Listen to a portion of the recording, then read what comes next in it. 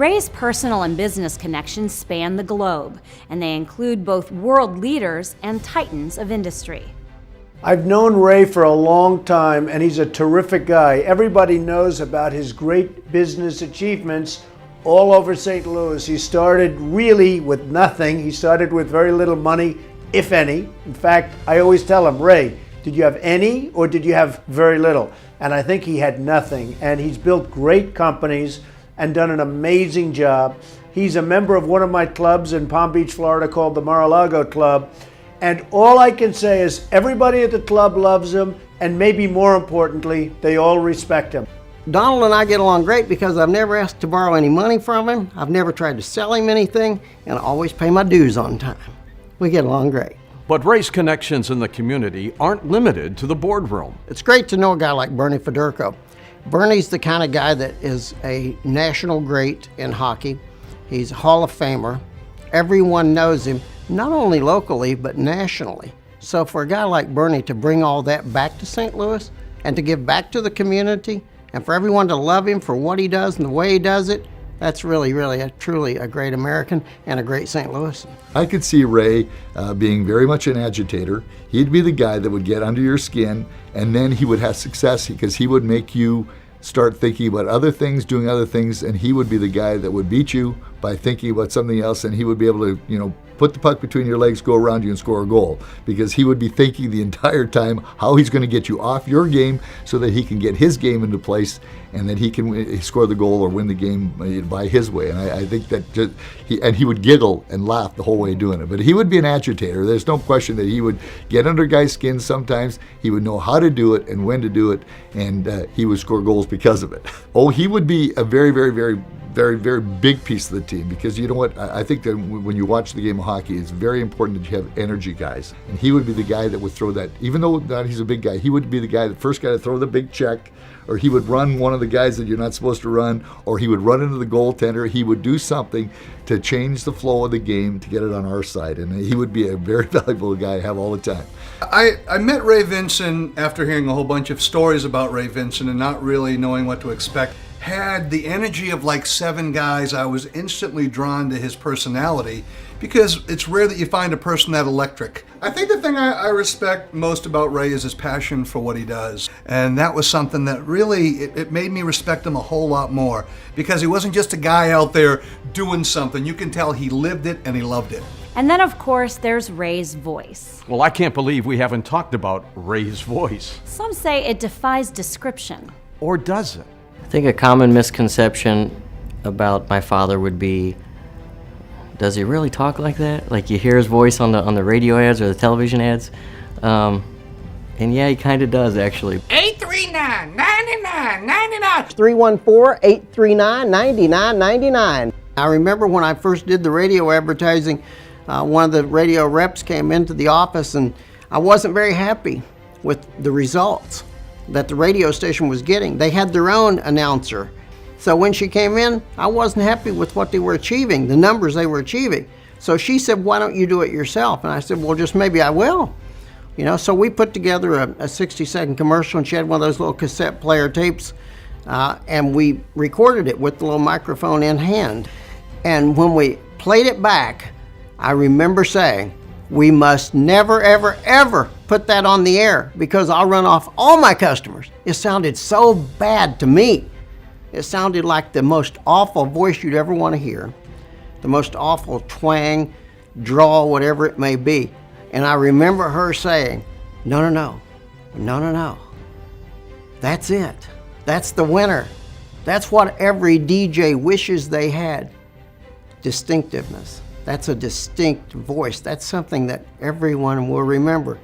Think about it. There's no one else on the radio that sounds anywhere as close to that. Nothing. You're going to be different. You're going to be it. I said, okay, let's give it a try. So sure enough, we put it on the radio.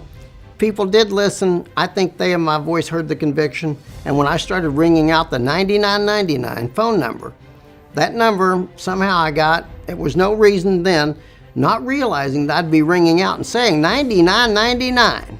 I had no idea I'd be saying that when I got that phone number. Yet when I said that, it really accentuated my southern drawl.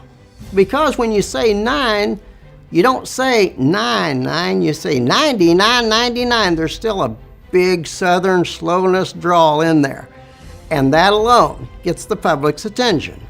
And if I can just get their attention, if I can just get them to listen to me just for a brief moment, I think from there I can take them into my conviction and my belief of what I'm telling them is the truth. Ray was always able to take a very creative approach in the market and create unique commercials tied to that voice, obviously, and to his phone number, and just flat make his phones ring. People would always recognize that voice wherever we went. We would be on an airplane, or we'd be in some other city, or we would be traveling somewhere, and people would hear that voice and go, "You're Ray Vinson." We would go to a restaurant and people recognized him by his voice. I think that was a key moment where I was like, wow, this guy's somebody big. I met Ray Vinson when we used to play golf at Boone Valley Country Club. I'm gonna say that was 15 years ago. It's hilarious when you're with Ray, and I go to baseball games or go out with him, and everyone yells one thing every time they see him, that shrill 99, 99. And what a great niche. Being a part of Team Vinson has opened so many doors for me. I've gotten to work with some great organizations.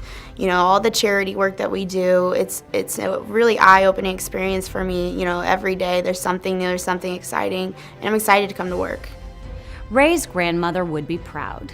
In 2010, the Vinson Family Foundation donated $930,000 to St. Louis area charities. The Avery Booty Foundation donates money to St. Louis Children's Hospital Foundations.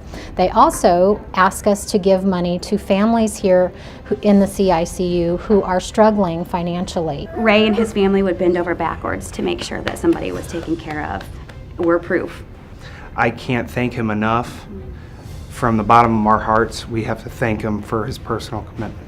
We're very, very proud to be part of the Avery Booty Foundation. We do every year. We do something called the Race for the Cure. It's around the country, and we have the biggest team in the world, like 7,700 people get on this team called Team Breadbird. And Ray Vinson, for I think the last couple of years, has been part of this team. He's a supporter of this team. He helps us. He helps us in the background of getting this monster team together, and we raise record amounts of money for curing breast cancer because we're on that mission. $211,000 just with our team this year because we are on a mission to end breast cancer, and it's good to have a partner, in my corner, knowing that he's an advocate in helping us do this. That's the one thing that my grandmother emphasized to me along the way is that watch your money because it can go away a lot quicker than you got it. And she also emphasized to me about being charitable. The churches that she would go to, she'd always give. She'd always help others, and anyone that needed something, she was always out helping others. And as I got older and moved to Ohio, and I would brag to my grandparents about how well I'm doing, and she'd always say to me, "But are you helping others? Are you being generous enough with your money to others? I don't care about how much you make. Are you really helping others?" No matter how successful I would have become, there's nothing would have made her more happy than to be able to say, my grandson Ray helps others. And I try to do that today, and I try to instill that in my own children to do. And I believe that, and I live by that, and it's made me happy to be able to do that and to give back to the community some of what they've given to me. Well, I think Ray is a tremendous person. Ray's always remembered that there's people out there that need help, and he's usually the first one to step forward and try to help people. I met Ray Vinson, this is an easy one, at the Old Newsboys organization.